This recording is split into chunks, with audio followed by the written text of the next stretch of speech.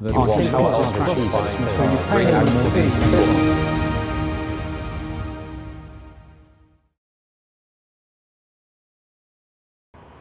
most people about their working lives, and the word joy is probably not the first that comes to mind.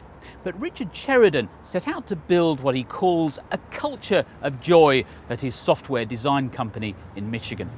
He was amazed at the results.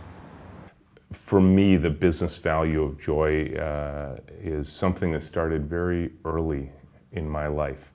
I realized that number one, I'm an engineer. I love to build things. And when I was a kid, I loved to build things. And I realized now I've pursued a whole life of building things.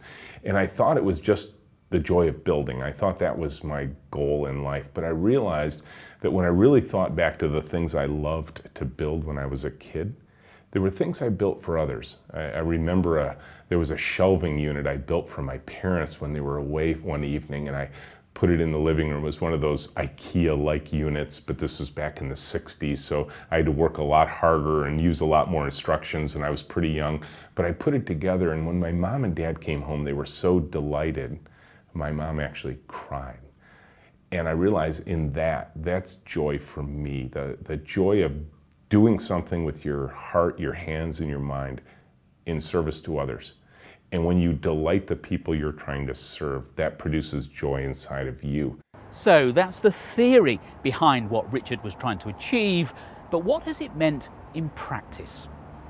There are so many things we've done at Menlo to introduce joy. You can really leave no stone unturned when you're trying to do this. You have to think about the physical space within which you operate. When people walk into Menlo, when they first come, I can literally hear it on their mouths as they walk in the front door if I'm with them. They can feel the human energy and they go, wow. Because there's this openness to our environment. It's high ceilings, bright lights. There's a lot of human energy in the room. There's a lot of conversation. The space is very visual. It's very flexible. And you can see people collaborating with one another all day long. The way we organize the team is different. We work in pairs. We work two to a computer. We assign the pairs. We switch them every 5 working days. So the human energy that results just from that alone is dramatic, because now we're in conversation all day. No one's feeling alone and isolated. They're working in collaboration with one another. All of these things are a focus of our attention to produce great software in the world. We had to introduce entirely new practices. We had to introduce something we call high-tech anthropology, which is the study of the people we're going to serve, because most software doesn't think about the people who are going to use the software someday. We send our high-tech anthropologists out into the world to study those people and make sure we understand what will work for them. Because most software is designed by engineers and it works really well for the engineers who designed it. But we took an entirely different view. We looked and said, who are we serving? How can we study them? And how can we bring back what we learned and build it into the design of the software that we're building? So what can other companies and sectors learn from Menlo? What, for example, does a joyful financial advice firm look like? Find out in part 2. The